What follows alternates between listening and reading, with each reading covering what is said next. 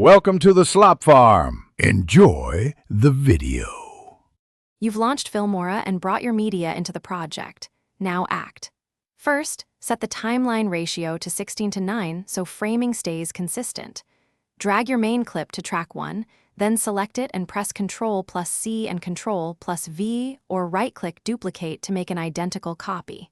Do this immediately so you preserve the original. Once done, lock the original track for safety. This prevents accidental edits while you prepare the clone for visible changes. Now focus on the cloned layer. This is where you create the edit.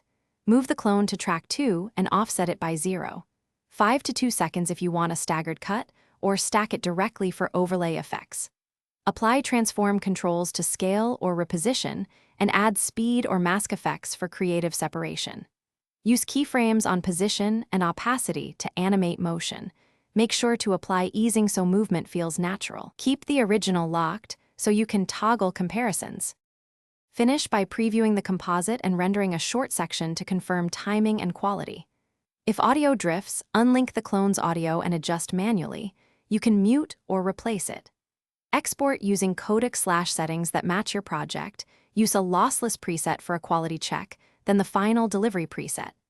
If you see misalignment or jumps, check the clip frame rates, timeline ratio, and any speed changes. Correcting those usually fixes sync issues. Keep backups of the original clip. Thanks for watching. Consider subscribing if we helped you today.